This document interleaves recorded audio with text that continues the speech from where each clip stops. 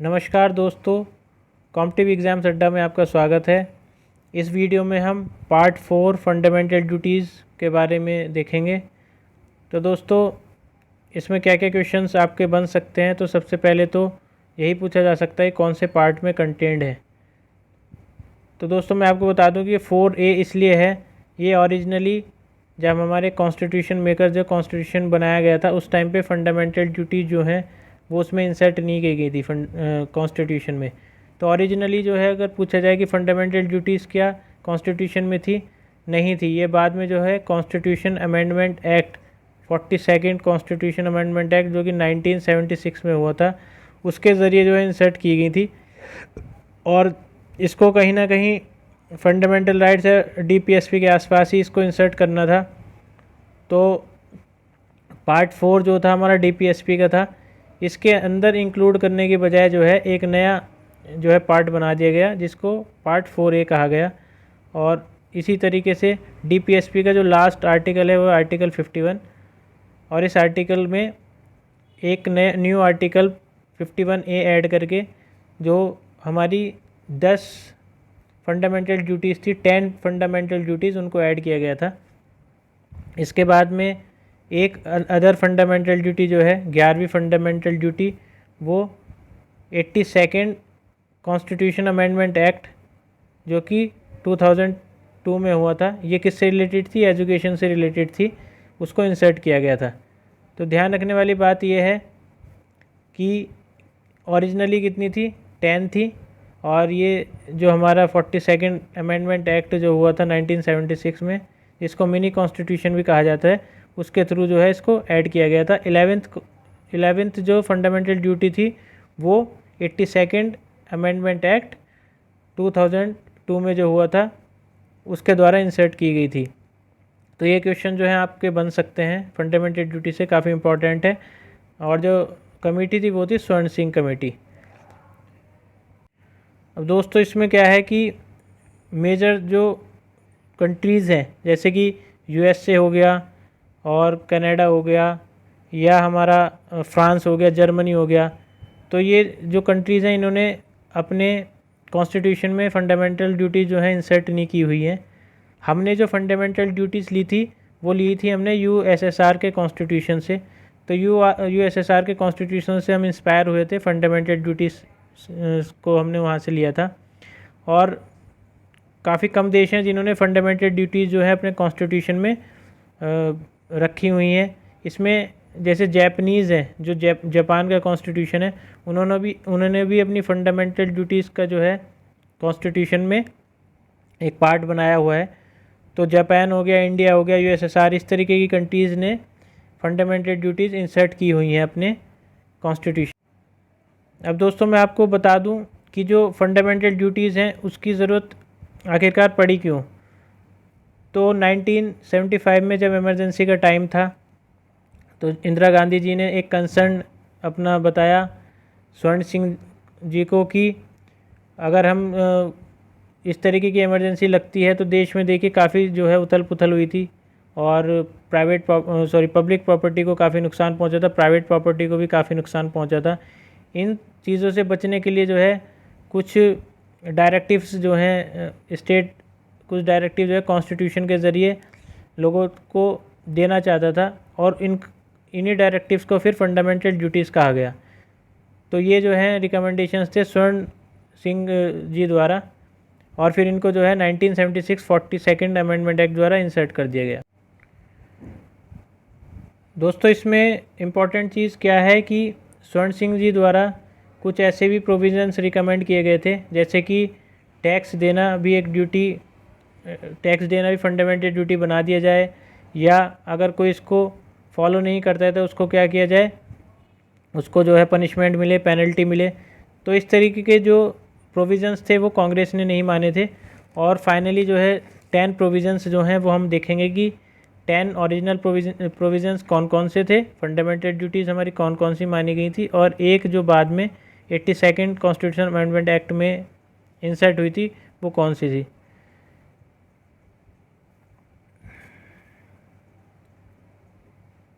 देखिए इसमें क्या है, fundamental duties it shall be the duty of every citizen of India. क्या करना है, जो फर्स्ट ए, इसमें ए बी सी करके दी गई हैं, ये बेसिकली 11 हैं। तो इसमें फर्स्ट ऑफ ऑल जो फर्स्ट हमारी फंडामेंटल ड्यूटी वो है to abide by the constitution and to respect its ideal and institutions, the national flag, national anthem. तो बेसिकली क्या है कि हमें जो हमारा संविधान है उसके साथ में हमें एक उसकी आइडियल्स को मानना है, उसके इंस्टीट्यूशंस को मानना है। इंस्टीट्यूशंस मतलब जैसे कि सुप्रीम कोर्ट, हाई कोर्ट, ये सारी चीज़ें हो गई हैं, और हमारा मान लीजिए इलेक्शन कमीशन हो गया, ये सारी चीज़ें जो हैं इनको मानना है। और जो आइडियल्स हैं जिनके बेसिस पे, जैसे कि डेमोक्रेसी हो गया, रिपब्लिक हो गया, ये सारे जो आइडियल्स हैं हमारे, सेकुलर, सोशलिस्ट, ये सारे जो आइडियल्स हैं इनके साथ में हमें इनको रेस्पेक्ट करना है। नेशनल फ्लैग को रेस्पेक्ट करना है, नेशनल एंथम को रेस्पेक्ट करना है। तो देखिए ये फंडामेंटल ड्यूटी फर्स्ट हो गई है। सेकंड फंडामेंटल ड्यूटी क्या कहती है, to cherish and to follow the noble ideas which inspired our national struggle for freedom. तो हमें क्या करना है, हमें एक तरीके से जो हमारे नेशनल स्ट्रगल रहा है, नेशनल स्ट्रगल मीन्स मान लीजिए अंग्रेज़ों के ख़िलाफ़ हमने जो लड़ाई लड़ी थी, उनके जो आइडियल्स थे, उनके जो नोबल आइडियल्स थे, मान लीजिए उनके जो लीडर्स थे या उनमें जो जो कंसेप्ट यूज़ किए गए थे लीडर्स द्वारा, उनको चेरिश करना है और उनको फॉलो करना है। तो ये सेकंड है हमारा। चेरिश का मतलब एक तरीके से उनका गुणगान करना है, उनको हमें मानना है। जो थर्ड है fundamental duty, fundamental duty third क्या करी, to uphold and protect the sovereignty, unity and integrity of India. तो ये तीन चीज़ें जो दी गई हैं इनको हमें अपहोल्ड करना है। सोवरेनिटी का मतलब है, सोवरेनिटी का मतलब है कि जो हमारी हम किसी के अधीन नहीं आते हैं और हम किसी के डोमिनियन में नहीं है, तो ये चीज़ हमें क्या है, अपहोल्ड करनी है और इसको प्रोटेक्ट करना है। यूनिटी को प्रोटेक्ट करना है और इंटीग्रिटी को प्रोटेक्ट करना है। तो ये सारे शब्द जो है, मैंने एक प्रेम्बल वाली वीडियो है उसमें ये सारे शब्द, ये सारी टर्मिनोलॉजी को हमने डीपली देखा था, तो आप वहाँ जाके उस वीडियो को देख सकते हैं। इसके बाद में जो फोर्थ है, फोर्थ फंडामेंटल ड्यूटी है, वो क्या कहता है कि to defend the country and to render national service when called upon to do सो।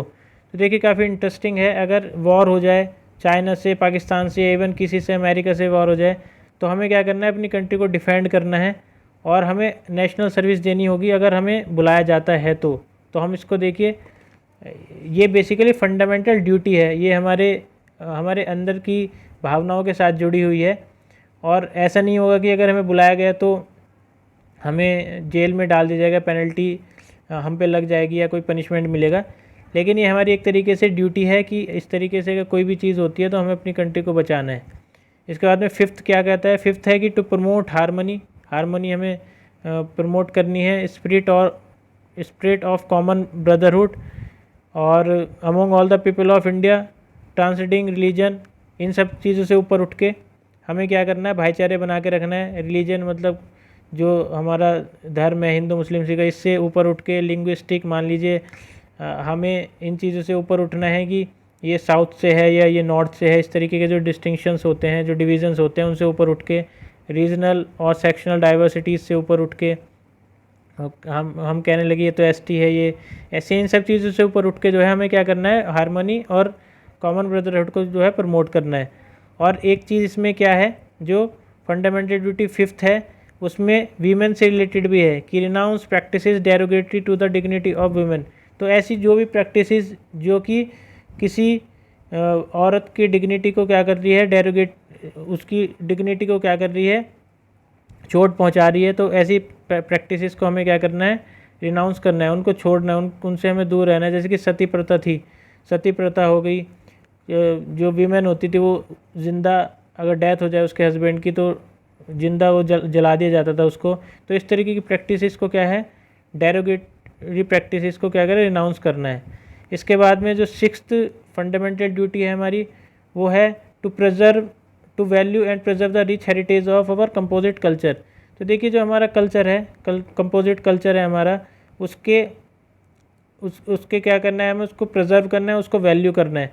मान लीजिए कोई भी मंदिर है और उस मंदिर को हमें क्या करना है, ये नहीं कि जाके वहाँ पे हम उसकी एक तरीके से हमें रक्षा करनी, जाके हम उसको किसी तरीके से नुकसान पहुँचा रहे हैं। मान लीजिए रेड फोर्ट है, तो ये जो हमारा ये कंपोजिट कल्चर में हमारा आएगा, रिच हेरिटेज में ये सब चीज़ें आएंगी। तो वैल्यू करना है, हमें इसको प्रिजर्व करना है, ये हमारा जो है हमारा 6th फंडामेंटल ड्यूटी है। 7th फंडामेंटल ड्यूटी क्या है हमारी, to protect and improve the natural environment including forest, lakes, rivers and water life and to have compassion of living creature.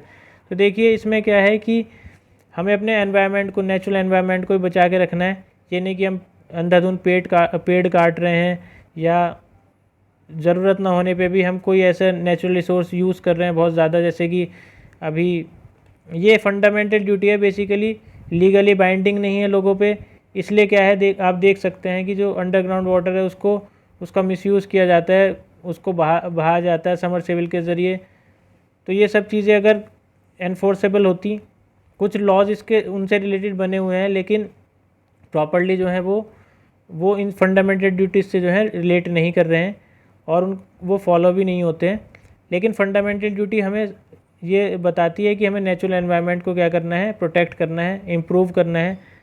सिर्फ प्रोटेक्ट ही नहीं करना है, इसको इम्प्रूव भी करना है। तो जैसे कि हमें पेड़ लगाने हैं, या हमें मान लीजिए हमारे पास में कोई लेक है या रिवर है और गंदी हो चुकी है, तो उसको क्या करना है, हमें इम्प्रूव करना है। उसकी गंदगी को हम क्या कर सकते हैं, उसकी गंदगी हटा सकते हैं, एक एग्जाम्पल सेट कर सकते हैं।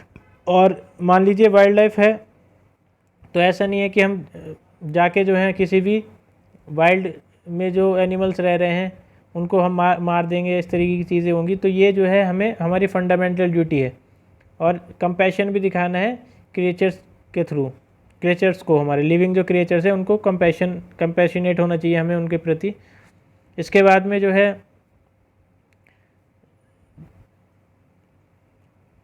इसके बाद में जो 7th फंडामेंटल ड्यूटी है वो है to develop the scientific temper, humanism and the spirit of inquiry and reform. तो देखिए ये जो है बेसिकली सपना था जवाहरलाल नेहरू जी का, और राजीव गांधी जी भी इससे काफ़ी वो थे, प्रेरित थे। तो इसमें क्या है, to develop the scientific temper. Scientific temper का मतलब होता है हमें साइंस की दृष्टि से चीज़ों को देखना है, और एक टेम्पर जो है, साइंटिफिक टेम्पर जो है अपने अंदर जनरेट करना, डेवलप्ड करना है कि हम जो है किसी भी चीज़ को एज इट इज़ ना मान लें और उसको साइंटिफिकली उसको नाप तोल के देखें कि हम जो है सही तरीके से उस चीज़ को समझ पा रहे हैं कि नहीं समझ पा रहे हैं। ह्यूमनिज़म को डेवलप करना, ह्यूमनिज़म और इंसानियत को, spirit of inquiry and reform. किसी भी चीज़ को हमें इंक्वायरी वाली चीज़ जो है, इंक्वायरी मतलब किसी चीज़ की जांच पड़ताल वाली स्पिरिट हमारे अंदर होनी चाहिए, और उसको रिफॉर्म करने की भी स्पिरिट हमारे अंदर होनी चाहिए। इसके बाद में जो 8th है वो है to safeguard public property and to एड्योर वायलेंस। पब्लिक प्रॉपर्टी जो है, जैसे कि पहले भी ये कनेक्टेड थी पब्लिक हेरिटेज से। तो पब्लिक प्रॉपर्टी जो है, मान लीजिए जो भी हमारी धरोहर है, सरकारी धरोहर है, कोई फोर्ट हो गया, कोई जैसे रेड फोर्ट हो गया, या किसी मंदिर में हम जा रहे हैं और कोई केव्स हो गई हैं, इस तरीके की चीज़ें जो हैं उसमें उस पब्लिक प्रॉपर्टी को हमें जो है सेफ़गार्ड करना है। या मान लीजिए कोई दंगे हो गए तो उसमें जो है पब्लिक प्रॉपर्टी को हमें सेफ़गार्ड करना है, ये नहीं कि हम पब्लिक प्रॉपर्टी तोड़ रहे हैं। और पब्लिक प्रॉपर्टी में सारी जो भी गवर्नमेंट के अंडर चीज़ें आएंगी वो पब्लिक प्रॉपर्टी में आएंगी, लाइक बसेज वसेज, ये सारी चीज़ें जो है पब्लिक प्रॉपर्टी के अंडर आएंगी।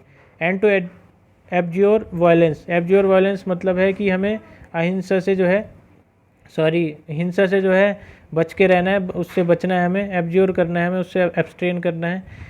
तो ये जो है फंडामेंटल राइट है हमारा, फंडामेंटल ड्यूटी है। और इसके बाद में जो फंडामेंटल ड्यूटी है, फंडामेंटल ड्यूटी जो है हमारी 10th फंडामेंटल ड्यूटी वो है to strive towards excellence in all spheres of individual and collective activity so that the nation constantly rises to higher level of endeavour and achievement. तो basically ये क्या कहना चाह रहा है कि जो हमें इस तरीके से एक्सीलेंस अपने अंदर जो है स्ट्राइव करना है, एक्सीलेंस लेके आना है कि हम इंडिविजुअली भी अपहेल्ड करें और कलेक्टिवली भी क्या करें, अपहेल्ड करें। मतलब हम जो है इंडिविजुअल लेवल पे तो अपने आप को जो है सशक्त बनाएं, बल्कि कलेक्टिव लेवल पे बनाएं, जिससे कि क्या हो, नेशन को क्या है, नेशन जो है अलग ही जो शक्ति के और एंडेवर के हायर लेवल्स पे जाए और अचीवमेंट्स के हायर लेवल्स पे जाए।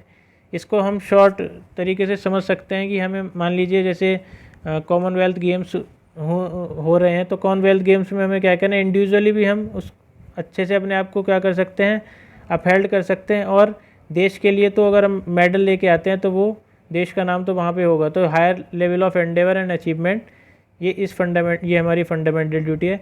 उसके बाद में जो 11th फंडामेंटल ड्यूटी है ये इंसर्ट हुई थी 86th अमेंडमेंट एक्ट 2002। मैंने शायद 82 कह दिया है पीछे एक आध बार, तो ये क्या है, 82 नहीं है, 86 है। 86 अमेंडमेंट एक्ट जो है 2002 में हुआ था। तो ये 11th जो फंडामेंटल ड्यूटी है उससे ऐड की गई है। इसको देख लेते हैं हम क्या है। हु इज़ ए पेरेंट और guardian to provide opportunity to education to his child as the case may be ward between the age of 6 to 14। तो देखिए ये फंडामेंटल ड्यूटी है पेरेंट्स की और गार्जियंस की कि जो भी बच्चा 6 से लेकर 14 साल के बीच में है उसको जो है पढ़ाई के लिए अपॉर्चुनिटीज़ प्रदान करें। और ये जो इसमें जो एज है वो 6 to 14 बताई गई है। तो पूछा जा सकता है, एग्ज़ाम में आ सकता है कि कौन सी एज ग्रुप के लिए फंडामेंटल ड्यूटी है ये, तो ये है 6 to 14 के अंडर। और जैसे कि मैंने आपको बताया था कि 42nd अमेंडमेंट एक्ट 1976 जो कि 1977 में जो है इफ़ेक्ट में आया था। तो ये जो 10 फंडामेंटल ड्यूटीज़ थी ये इस एक्ट के थ्रू आई, और 11th जो है वो आई है 86th अमेंडमेंट एक्ट 2002 के थ्रू। दोस्तों ये आपके एग्ज़ाम में काफ़ी महत्वपूर्ण भूमिका निभाएंगी और यहाँ से एक क्वेश्चन जो है आपका पूछा जाएगा। अगली वीडियो में हम DPSP जो है उसके प्रोविज़न्स को देखेंगे। धन्यवाद।